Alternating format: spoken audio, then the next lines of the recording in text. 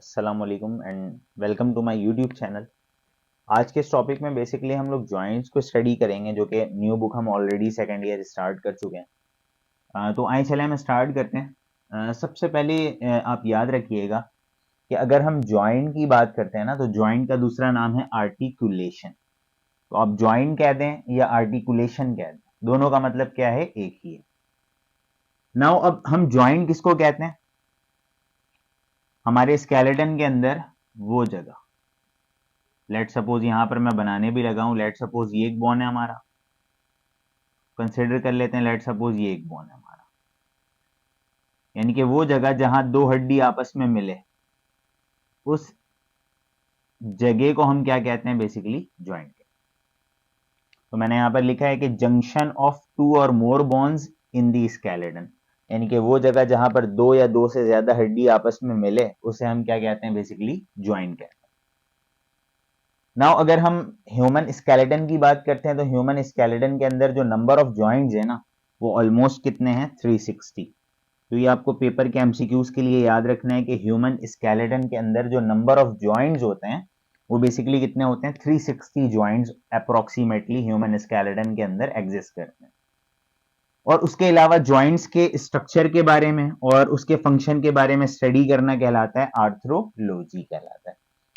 तो यहाँ पर आपके पास दो एमसीक्यूज आ गए कि ह्यूमन स्केलेटन के अंदर जो नंबर ऑफ जॉइंट्स है वो कितने हैं, 360, और जॉइंट्स के स्ट्रक्चर और फंक्शंस के बारे में स्टडी करना क्या कहलाता है, आर्थ्रोलॉजी कहलाता है। Now we are moving towards the types of joints. अब जॉइंट्स के तीन टाइप्स होते हैं, और ये हम जो टाइप्स पढ़ रहे हैं on the basis of structure. एक को हम कहते हैं फाइब्रस जॉइंट, एक को हम कहते हैं कार्टिलेजिनस जॉइंट, और एक को हम कहते हैं साइनोवियल जॉइंट। तो वन टू वन आए हम इसको डिटेल में जरा पढ़ते हैं।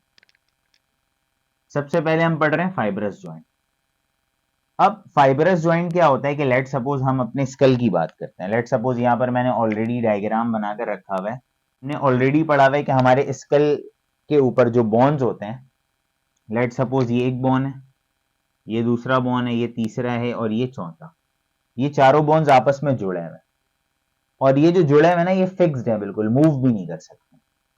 अब मैं इसको बाहर निकालकर जूम करके जरा देखता हूं कि ये एक हड्डी जो दूसरे हड्डी से आपस में मिली हुई है, हमारे स्कल की हड्डियां, वो फाइबर्स की मदद से, यानी कि फाइबर लाइक स्ट्रक्चर होते हैं, जो क्या करते हैं, एक हड्डी को दूसरे हड्डी से आपस में क्या कर देते हैं, कनेक्ट कर देते हैं।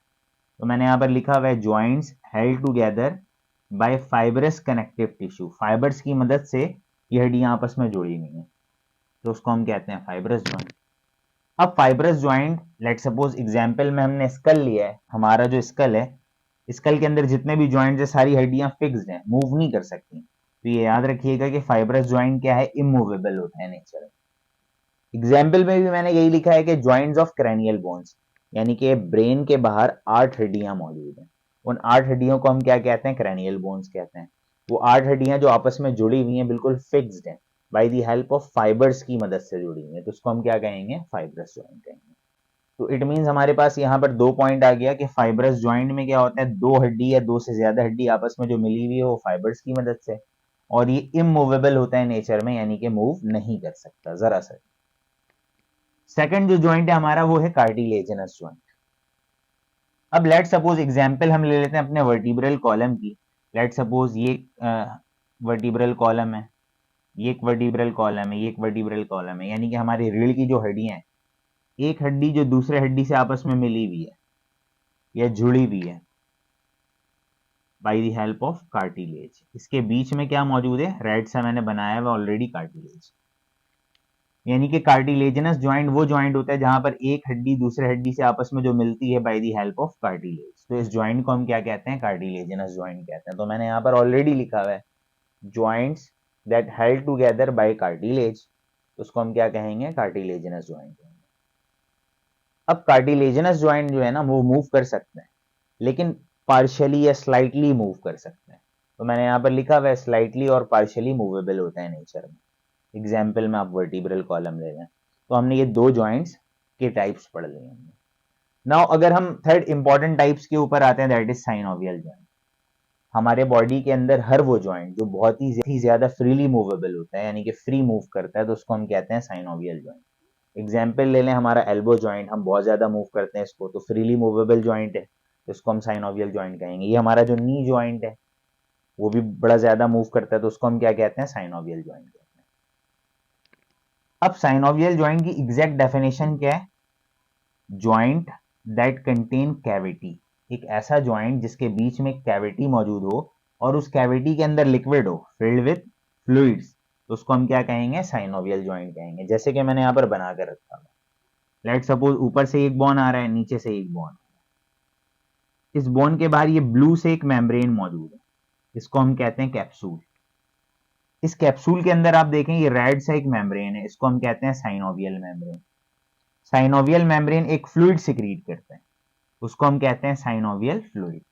ये साइनोवियल फ्लूइड क्या करता है, रिड्यूस करता है फ्रिक्शन को, यानी कि ये दो हड्डियां आपस में टकराए ना, फ्रिक्शन प्रोड्यूस ना हो, तो लिहाजा यहाँ पर साइनोवियल फ्लूइड होता है जो लुब्रिकेशन का काम करता है, ताकि ये जो जॉइंट है इजिली मूव कर सके। अच्छा, अब ये जो अंदर वाली जो खाली जगह जहां पर लिक्विड भरी हुई है उसको हम कहते हैं साइनोवियल कैविटी। तो इट मींस हर वो जॉइंट जिसमें कैप्सूल, साइनोवियल मेम्ब्रेन, कैविटी और साइनोवियल फ्लूइड मौजूद होगा, तो उसको हम क्या कहेंगे, साइनोवियल जॉइंट कहेंगे। एग्जाम्पल के तौर पर मैंने लिख दिया यहाँ पर, जैसे कि हमारे बॉडी के अंदर नी जॉइंट, और इसका जो नेचर है वो क्या है, freely movable joint. I hope कि ये पूरा लेक्चर आपको क्लियर कट समझ में आया होगा। इसके नेक्स्ट लेक्चर में हम जरा डिटेल में साइनोवियल जॉइंट्स के डिफरेंट टाइप्स को कवर करेंगे। तो नेक्स्ट लेक्चर तक के लिए इजाजत दें, अपना बड़ा ख्याल रखिएगा, अल्लाह हाफिज़।